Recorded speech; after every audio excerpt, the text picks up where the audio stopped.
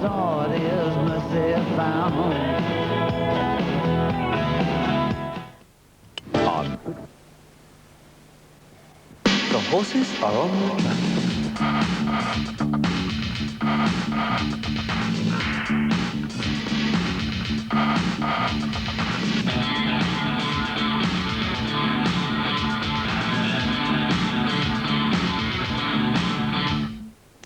G'day folks, welcome to another edition of Wide World of Sports Sunday edition Turf Talk. I've got some very interesting guests in the studio with me today, but first and foremost it's Telemirror racing journalist Rod Gallegos joining us again. Rod, on a sad note, I was very distressed to read of the passing of former jockey Sammy Howard at age 54. I'd say you knew him better than most. Well, Jock, I certainly did know Sammy quite well.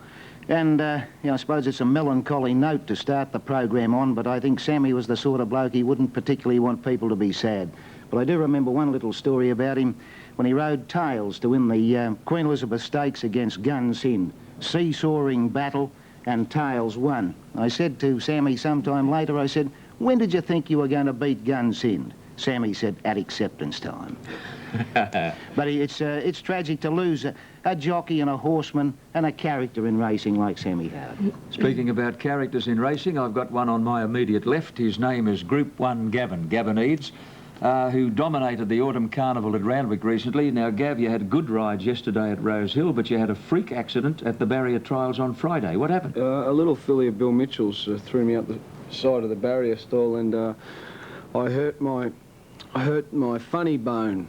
So I might have a little chip off it, but I'll be back riding next Saturday. And I didn't miss out on much yesterday. I probably may have picked up the ride on John Pillow, but only my other rides ran seconds and thirds, so I didn't really miss much, although I may have won on one of them. I knew you'd say that. But then again, it's rotten timing, isn't it? Because you were really on a roll. Yes, I'll only be out for a week. It's not all that bad, so I'll be keen to get back. Won't be lonely another week. Good boy. Well, as you're aware, lady trainers have had a much easier road to recognition than lady jockeys. And in every major racing centre in Australia, you'll find a sprinkling of competent lady trainers. Here in Sydney, Gai Waterhouse dominates, but up at Rose Hill, there's a lady by the name of Kim Moore who's done a terrific job with a small team of horses. Do you feel accepted in the Sydney Racing Society? Yes, I think so. I think the last couple of years it's become a little bit more accepted, and people treat you like any other trainer. Yeah. Kim, Gai Waterhouse, of course, dominates all the press space in Sydney. She has more than 50 horses in work to your 8 or 9 at any given time. And yet, if you boil it all down, I believe your strike rate is every bit as good, if not better. But the trouble is, you must be worrying yourself sick about them, watching every step they take, hoping they don't break down. A lot more stress for you.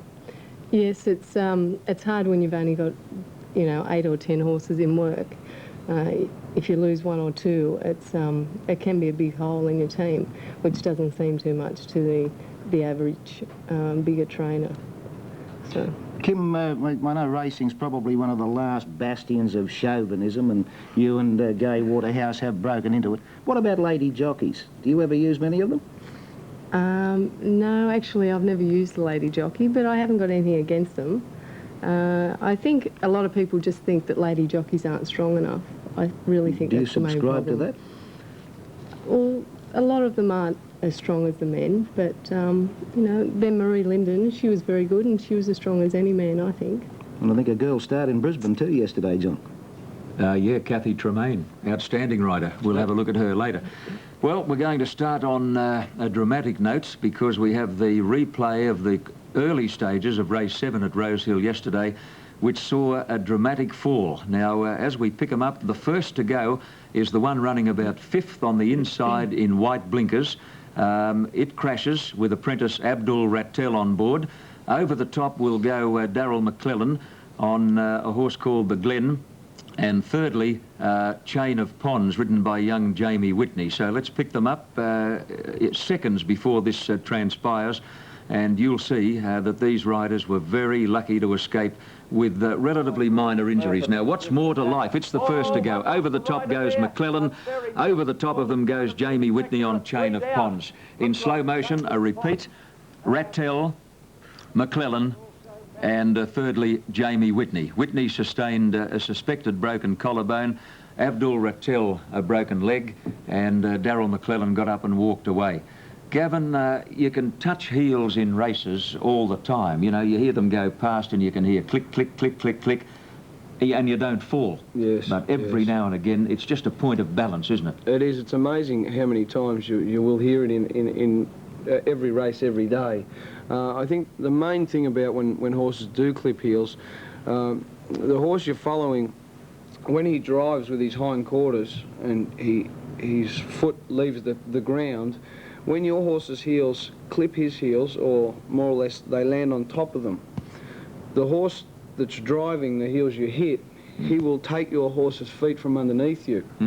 So therefore, your horse can't put his feet anywhere. So obviously, then he falls. He's got to fall, yeah. Yes, other falls happen in other different ways where horses get unbalanced and cross legs, but that is mainly how the most falls happen, when that horse loses his front feet. I should also point out that all three horses got to their feet and actually galloped past the post. Horses, okay, animal lovers, so you don't need to worry about that factor. Okay, the first event yesterday was won by a very smart filly called Arajen, who now makes it 2 on the trot. Now, Kim Moore is the trainer of Bombshell, which finishes second in the bright cerise and lilac colours. Looked the winner fleetingly until Arajen came along. So let's pick them up as they turn for home and watch for Kim Moore's filly Bombshell with Mark de Montfort on board.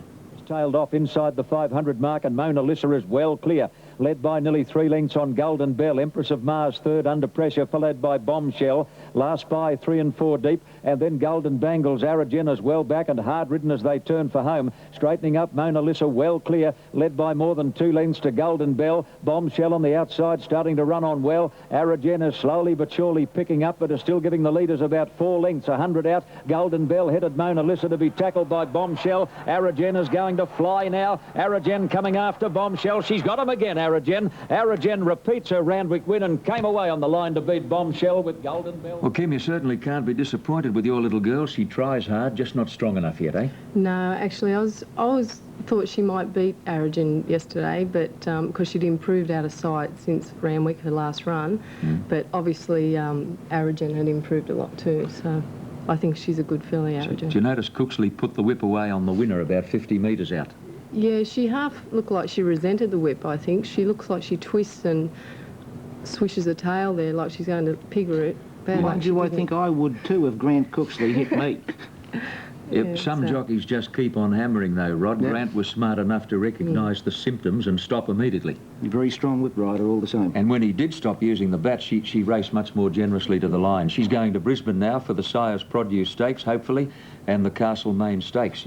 You get a ride in those races? I'm not too sure at this stage. So Bill Mitchell's done a very good job with this filly, and I'm sure if Larry Cassidy doesn't ride her, I'll be ringing for the ride on her. She's done an exceptional job with her, and I think she can go and win a nice race in Brisbane. You ring up for a ride too, do you? Of course. You're not a Kiwi? No, but you must ring. No, otherwise they beat you all the time. We might be able to get you Shane's speed dial phone. I've already got one. OK, let's go to Melbourne yesterday. Race 5, the City of Caulfield Handicap, won by a Sydney sider called Kiliad, who looked to win with a little bit in reserve, but there were a couple of good runs behind the winner, and we'll pinpoint those after we listen to Johnny Russell's call. Paradise as they make the home turn, 450 to go. Pitcairn Edition doing it well, has taken the lead about a length clear of Temperate Night as they straighten up. Further back to St Rory at the head of the others, then over on the inside to Sir T and Shemin Defer. Coming to the 200 metre mark, and Pitcairn Edition got clear by a length and a half. Shemin Defer running on well down the outside, and Chiliad from a long way back. And Simon Status coming into the picture. Shemin Defer takes the lead, but Chiliad has ambled up to it on the outside. Chiliad coming at Shemin Defer, fighting back, but Chiliad too strong. Chiliad by a long head. Shemin Defer, Prince of Paradise, has run third. Well, Kiliad, Rod, he looked as though he might have won with a little in reserve. Well, Michael Evans, I think, is very kind to Kiliad, who's going to Adelaide for the Goodwood Handicap, and on that run, I suppose, would have to have a good chance. But Simonstad run was good too. I think it was just held up a bit, about 100 metres out, but still couldn't take much away from the winner. Did you spot one, Kim? The horse that ran 5th, I thought, went very well, called Cobra Nat. He drew 17 barrier and he was very wide and he come from last. And he only got beaten about 3 lengths. Okay, there's one to follow. Yeah. Gavin? I like Simonstad's running the race. I think it's just probably died in its run a little bit at the finish. It'll be one to follow. I think you can't take anything away from the winner's win, but I don't think there was a real lot of depth in that race. Yeah. We'll see what happens. Might have flattered Killy out a little bit, eh? Yes, I think the raps on his winner are a bit over the top. Okay, to Brisbane now. Doomben was the venue. The principal race was the Courier Mail Classic, and from a Winter Carnival viewpoint, this held a lot of interest. And it's a very good win by a 3-year-old filly ridden by the lady jockey Kathy Tremaine. 600 out, Gold Arch to the leader, a half to hot the race. Mr. Muffet third, Kingston Stage fourth, Our Fiction fifth on the outside of Lady Winton. They're followed by Logan Road, further back Boone's Catch, Stylish Mate, Yarradorf, Gold Cup, Ferragamo, Flying Tycoon wide, followed by Yo Tristan, Mr. Door, Pearl Prince and Diamond Harbour in the straight. And the leader hot the race, tackled by Mr. Muffet. Gold Archer still there on the outside. Lady Winton, Our Fiction coming at them, followed by Yarradorf. And here's Ferragamo and the maiden performer, Flying Tycoon. And Mr. Door's looking for a run inside the 200. Ferragamo went to the lead. Here's Mr. Door. Mr. Door coming after Ferragamo. Ferragamo in front. Ferragamo beat Mr. Door.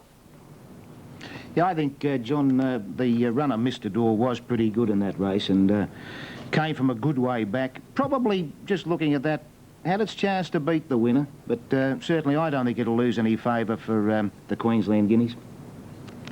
Well, I like the horse called Flying Tycoon, which ran 4th. He was only beaten about 3 lengths and he was back near last and he was very wide on the turn. Yeah, just 10 kept deep, getting to the line. Yeah, good run. I don't think any of the horses that ran behind the winner will ever beat it in Brisbane this year. It was a great ride by the lady jockey. It's trained by a genius, and I think it's going to be one out of the box, this horse. Trained by Alan Jones. Knows his way around, doesn't he? Okay, last race, the Sunday Mail Flying, and boy, oh boy, this old horse has a huge fan club, Tiny's Finito. Yesterday was his 79th start and his 40th win. The inside as they come to the bend from Tiny's Finito, Zipper Ripper, further back Friends Venture, followed a long way back Duke of Brookfield, El Bandito and Morden and Blonder a mile back as they turn the corner. Untamed in front, Serene Look moving at a second with Dapple up. Bucks Pride trying to get a move on near the fence, then Pilgrim's Gem, Loudspeaker and wider out as Tiny's Finito. Bucks Pride got the split at the 200. Loudspeaker, Dapple up and Bucks Pride and Tiny's Finito sweeping upon them. Tiny's Finito rushed up, he took the lead and Tiny's Finito rushed away to win from a photo. Well, quite obviously, they haven't told Tiny's he's 8-year-old. But what a great... It's a pity he won't travel. He comes to Sydney. He doesn't like the water. He doesn't like the feed here. And I think mainly the water. Well, I've never been that keen on the Sydney water myself, but if they introduced him to beer, he might have a hope. Well, I like the horse called Bella Snap. He was beaten about 4 lengths, but he looked like he was laying in a little bit, and I think he ran about 6, but it was a very nice run. Okay, Kim, that's one to watch. Gav?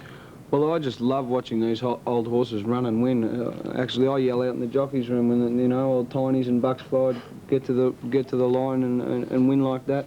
So I just love to watch them race. So you're an old pony clubber. You've got that inherent love of the animal. Yes, those horses, they do a lot for racing, and it's every owner's dream to own one. There's a big meeting here tomorrow at Randwick, and we can't possibly leave you in all conscience without offering a few tips.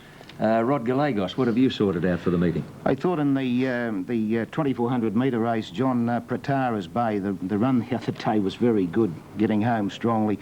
And in the spring, Pratara's Bay's form was very good. Yeah. Kim, now you have a runner yourself by the name of Stotwar, a grey filly. Can she win? Yes, I like Stotwar. She's going very well, and she seems to. You just have to keep her very fresh. And tomorrow the track should be good. And she's run a couple of good races on heavy tracks, but all of a sudden she seems to have lost her confidence a little bit on them.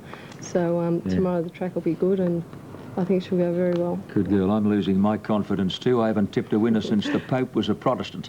However, I might break that run of outs tomorrow. Race 2, number 2, Status Symbol from the John Hawke stable, and Gavin Eads, you're not allowed to tip. I'm not allowed to tip, and I probably, you know, I'm not riding tomorrow, but there's a horse I was riding. He's drawn a bad barrier, but his name's El Jassy. He's been very, very impressive in his trials. And watch him. I think he'll go to Brisbane and win a good race. Okay, good boy. Thanks for joining us. You look good in Shane's blazer. Yes, thanks, Shane. I don't think he could ever wear Shane's hat. No. Kim, thanks for joining us. First Thanks, time on the show. Lovely to have you. Hope you're back again soon. Thanks and very Rod Gallegos, an old stager, an old warrior. I'll tell you what, this is the typical case of the rose between two thorns. Thank you, folks, for joining us, and good punting this week and safe driving. Here's a break and then back with more on Wide World of Sports, Sunday edition.